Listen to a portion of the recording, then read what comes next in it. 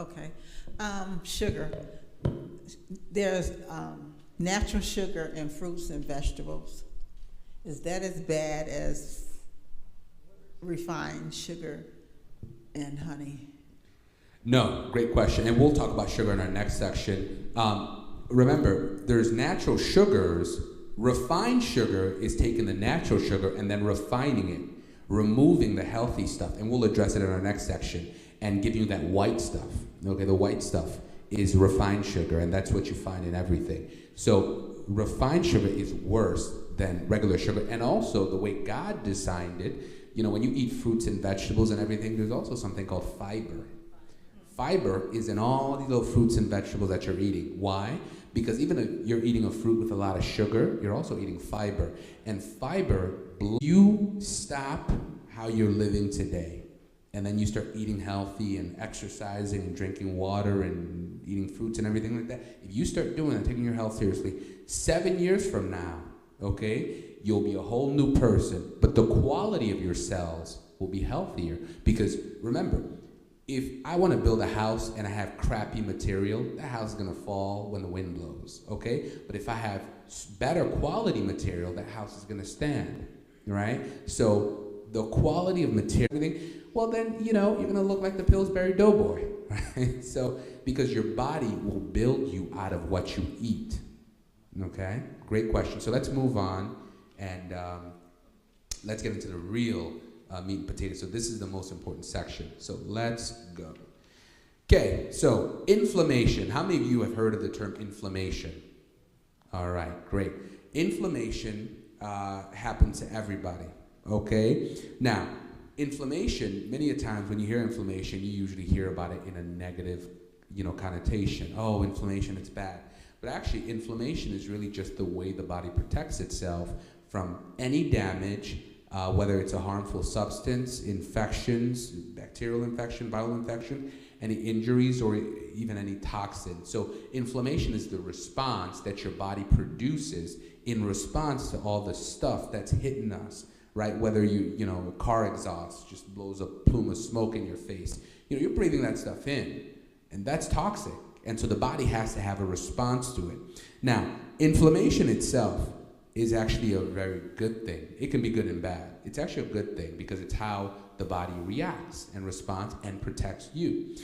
The problem is when inflammation becomes chronic, okay? It's kind of like, you know, if you push me, I can let it go, right? But if you come back around and you push me again, okay, now you're just testing me, okay? And then you keep pushing me. Now I'm starting to get mad. Right? I'm not looking at it and thinking, well, you know, he's doing it on accident. No, you're doing it on purpose, right? And it becomes chronic, right? So that's what life is about. If you are exposed to something harmful, the body can deal with it. But if you keep getting exposed to it, you know, that's why they say secondhand smoke is just as bad as smoking, because you're exposed to this stuff constantly. Every time he smokes, you smoke pretty much, right? And so after a while, it just becomes chronic. And so now your organ systems begin to get affected by it.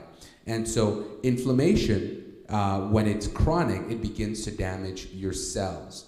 And it begins to damage your cells, it begins to damage your tissues, and it begins to damage your organ. And when it's severe enough or chronic enough, it can actually lead to DNA damage and immune malfunction. Okay, so inflammation can be good or bad, really depending on the severity and the duration of it. Okay, so typically speaking, an immune response, you know you have an immune response because there's pain, right? Like if I scratch myself, that pain just indicates that the body is releasing cytokines, right? Like they're meant to like kill any germ that got in. Okay, so it's gonna hurt, it's gonna have heat, it's gonna have redness, it's gonna have swelling. And if it's bad enough, I might lose function in that particular part of my body. But again, these are symptoms of acute, not cute, acute. It means not as severe inflammation. Now the problem, again, comes down to chronic or repeated inflammation. That is what has been linked, as you can see with the illustration there.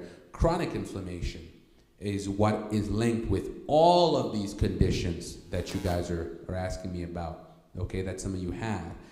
Heart disease, neurological disorders, autoimmune disorders, arthritis, cancers, lupus, fibromyalgia, sciaticas, chronic fatigue, you know, you name it, diabetes, obesity, any chronic condition, okay, really stems from chronic inflammation, okay? Now here's the amazing thing. Your doctor can actually check for the level of inflammation in your body. It's as simple as going in there and saying, hey doc, I want to check for the level of inflammation in my body. Can you do a test for something called C-reactive protein? Let me ask you, with a show of hand, how many of you have ever had your doctor test for C-reactive protein? Okay, 1, 2, 3, okay? For the rest of you, whenever you go and see your doctor, write this down, right?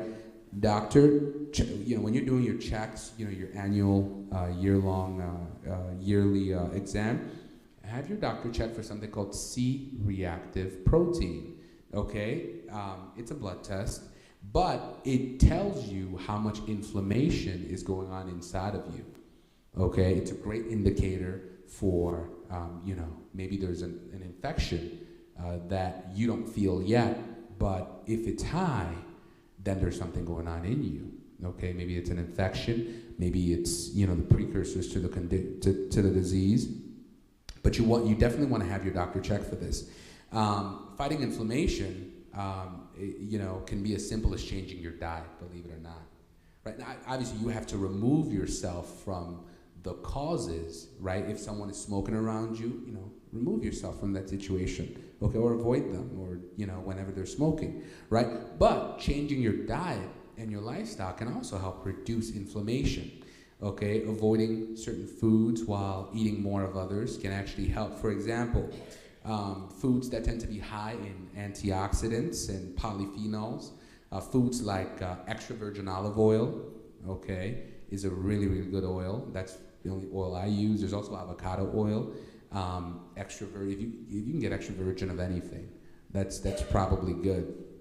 Leafy greens, fatty fish, fruits. Hopefully they're not genetically modified. You know, nuts, right? Seeds, because, you know, remember God said eats the fruits, the nuts, and the seeds. So don't spit them out, eat them, chew them down. They won't grow in your stomach. But those things are high in antioxidants. And think of it like if there's fire, right? Antioxidants are kind of like the water that puts out the fire, okay? So again, it comes down to a lifestyle change.